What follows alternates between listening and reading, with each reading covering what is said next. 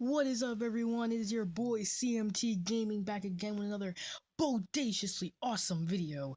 And today, I am going to be playing the rest of Super Dangerous Dungeon, as you can clearly see. So, basically, where I left off was the water levels, and they were annoying, but I got through them. So, this is the first world of the fire levels, and honestly, when you play the game as much as I have, it gets really easy. I might be dying at some points, but that's just because of the fact that even though I have played this game before, and I played it 3 times, there are parts that still trip me up from time to time. Like that part that can be really deceiving at times, because the way that the flares work, it makes it seem like you're gonna get away in time, but then you don't.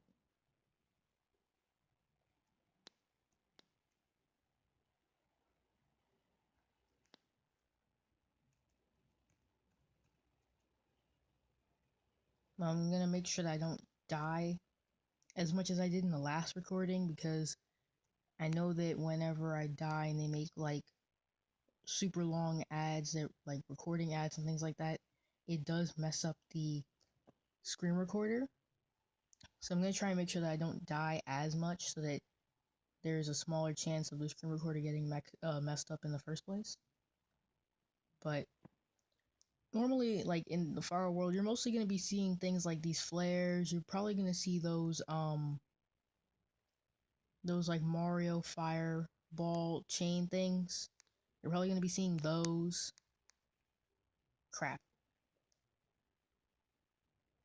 But like the way that the game works is every element based level, they'll throw a specific set of dangerous objects at you and base the levels around those. Even though the levels are mostly based around getting to the goal, getting the key, and then getting to the goal or stuff like that, or fighting a boss, which happens at the end.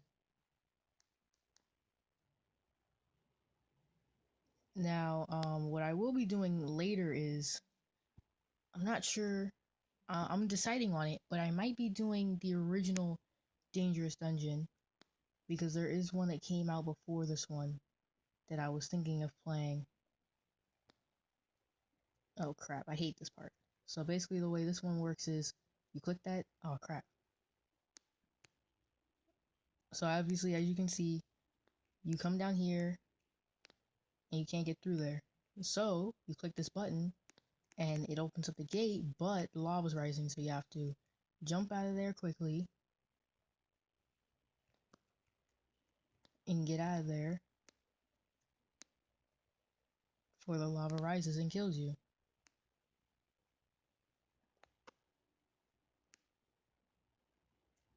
And then these are honestly the most annoying thing in this game, really. Oh well, there. Actually, if you notice, there's a boss from the first world.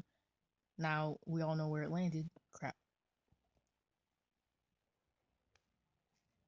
These types of objects are one of the most annoying things, mostly because of the fact of how the more you play against them, the more you find their hitboxes are kind of unpredictable. Because like if you rewind, you can actually see the fact that I was able to actually touch it but not die. But then there will be times when I'll be hovering over it as I jump, and I'll still die for some reason. I don't know how it works, but it's just annoying sometimes. So, as you all know, there is a secret area in each world, so you can get one of the jewels. And the way that the jewels work, if I haven't said it already, crap, I actually did that myself. The way that the jewels work is, to beat the last boss, you have to have all 4 jewels from every single world, which means that you have to find all the secret passageways and beat the secret levels before you can actually beat the game itself. So, what you need to do is grab the key, but don't just go to the door. What you need to do is, you need to jump up here, obviously, and then jump up here, and then boom, you're at the secret level. So, the secret levels are more difficult than original levels, and that really just does depend on where they're placed in the level placement. Like if they're near the end, I think they're more difficult. Crap. I think they are more difficult when they're placed towards the end, but it mostly depends on like which world it's in. So like I'm in the fire world, so it is more difficult than the water world and the one before that. But normally the secret worlds are mostly just taking all of the objects from the original worlds and just putting them all in the same area for you to get through. And it's a longer area just so that they can flush out everything and they could make it as good as they need to.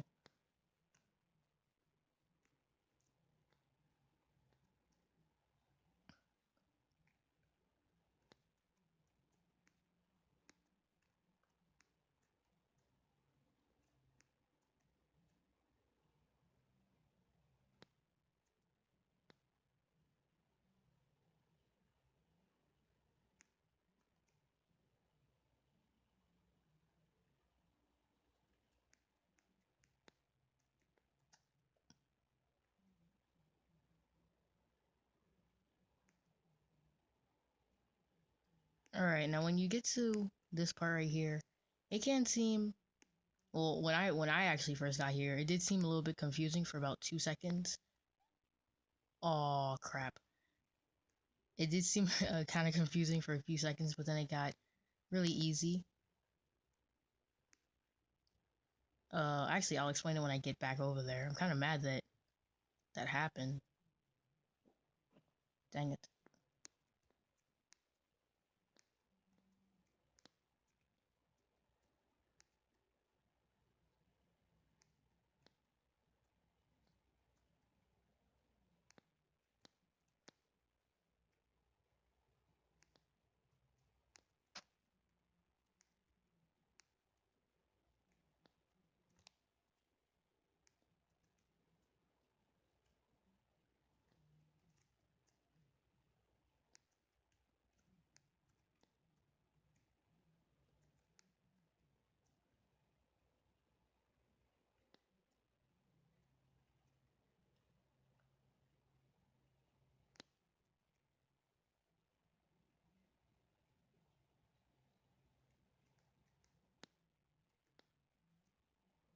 All right, so basically, here's what you have to do.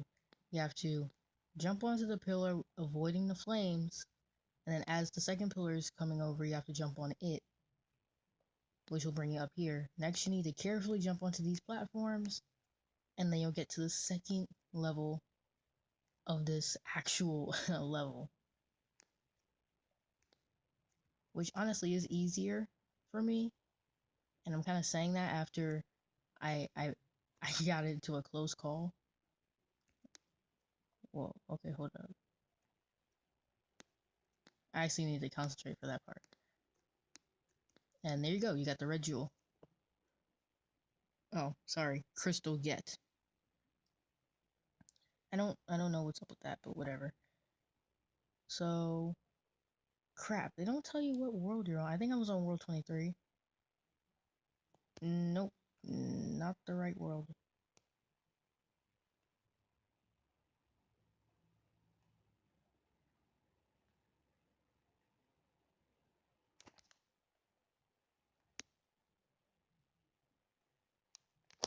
All right, found it. So now we're back here, and basically the way this one works is oh wait, actually let me get that out of the way. So it's basically the exact same as I said before. Just grab the key and then go back to the door. But I'm not really showing it that well. Honestly, the game isn't really fun. Well, difficult. That's what I meant to say. It's not really that difficult. It's just like as I talk, I kind of just throw myself off of my actual as my actual gameplay kind of declines as I talk, because I have to focus on dialogue, and I also have to focus on playing the game. So it kind of like separates my mind into two columns when I mostly use 100% of my mind to play a game. which is why you kind of see a lot of YouTubers and gamers online kind of suck when they have to talk and also play a game. But you all probably knew that already.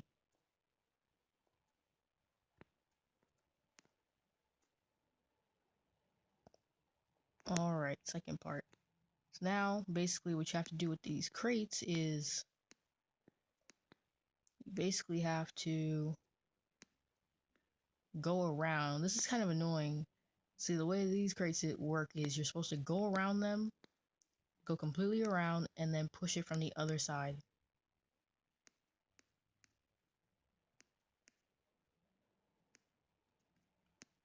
At first I thought it was weird to show off crates like this, but honestly I was just like, whatever after that.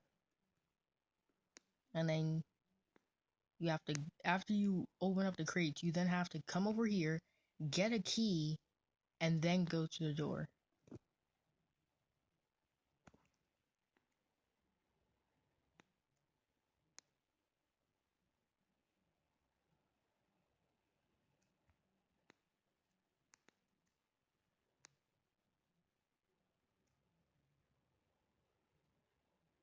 So obviously, as you can see, these crates will protect you from the fire, even though I don't know.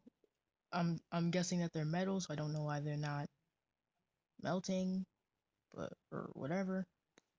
Oh snap! I almost died. I might as well just run.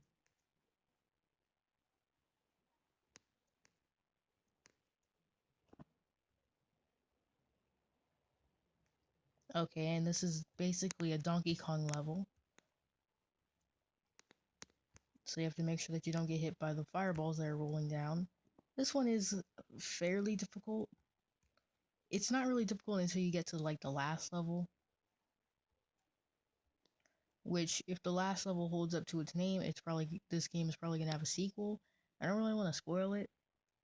Well, honestly, yeah, I'll spoil it because this is a video game and it doesn't really have that much story next to it. So I'm just gonna spoil it right now. Basically, the way that the ending works is, I'm not gonna spoil all of it, but it leads to crap. It leads to a ending scene with one of the last bosses coming back, and it's kind of like this whole to be continued type of deal. So the way you see that, it kind of makes you feel like, oh, they're gonna have another game out, but they probably aren't. So I wouldn't really expect another Super Dangerous Dungeon, like Ultra Dangerous Dungeon or something like that. I mean, if they made one, I'd probably let's play it, just because I played this one and I'm probably gonna play the first one. But they better add like things like weapons, because even though I played the Super one, I played the original one, that's what I meant to say. I played the original one and they did have powers, but it was like crappy powers, like, oh, you have the power to push a crate. Even though that's not really a power. You just went to the gym for a few days. Actually, I should say weeks, because he kind of looked like younger when he did that. But now this one has no powers and all you get to do is jump. Crap. Alright, I'm just gonna shut up for a second so I can kind of concentrate and just get through this part.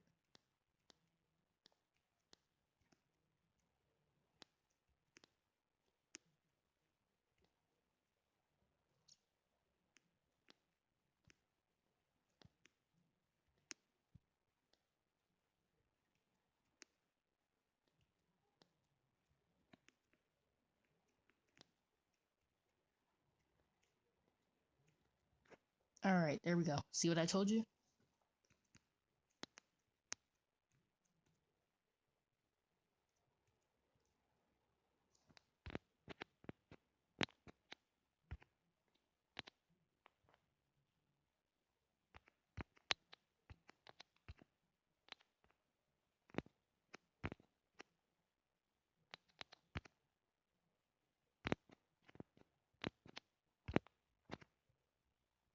Yeah, it gets pretty easy when you just concentrate.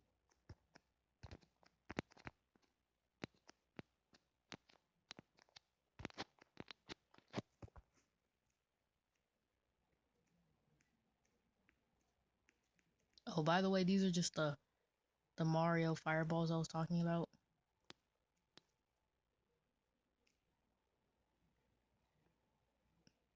Alright, finished it. Burn, baby, burn. I'm such a hot stuff. Even volcanic dungeons are nothing for me. Didn't you fall into the lava like 15 times? I'm suddenly having deja vu.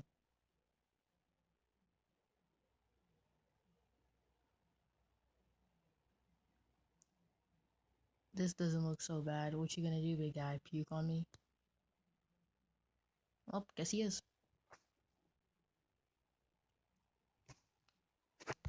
Alright, so this is one of those running boss stages again.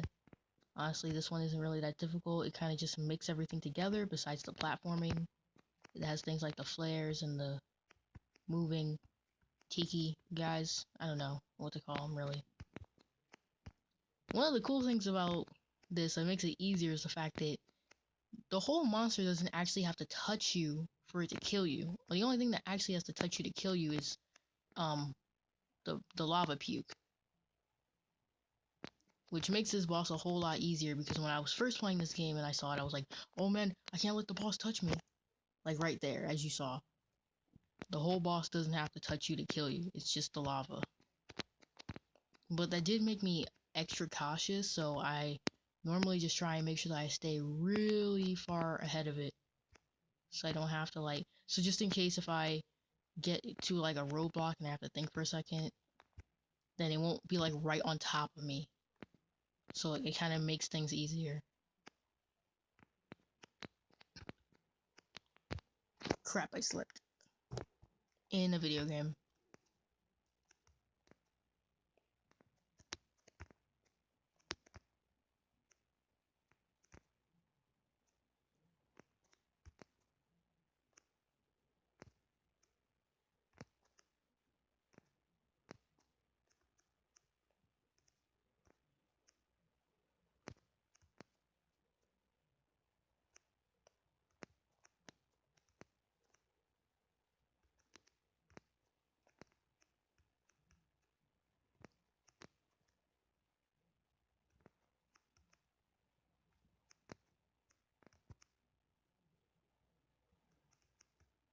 Whoa, what? How'd I die? I think the flare hit me because I was getting... I wasn't looking for a second and I thought, oh snap. He's about to kill me, so I just ran and I forgot that the flare was right there.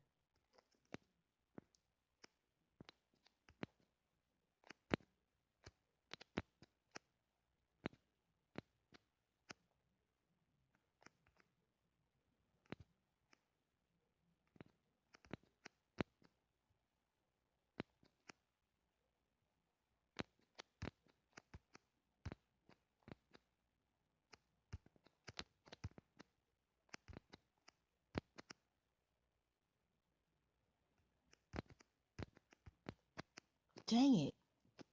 I was so close to the end, too. It's just that last part.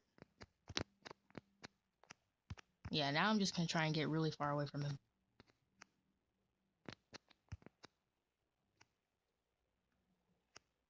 And I forgot to jump.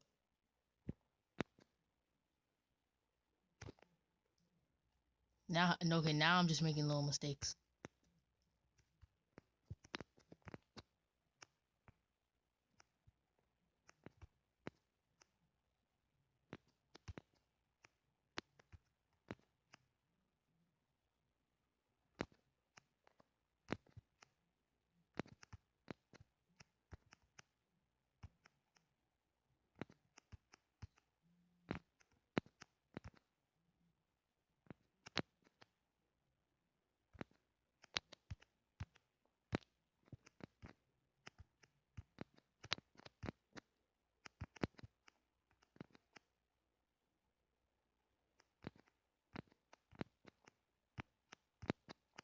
And there we go. Finished.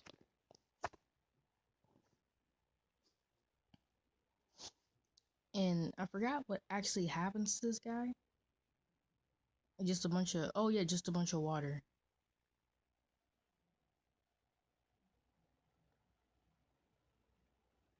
Yeah, because I just remembered him turning blue. Alright, there we go. Dungeon cleared.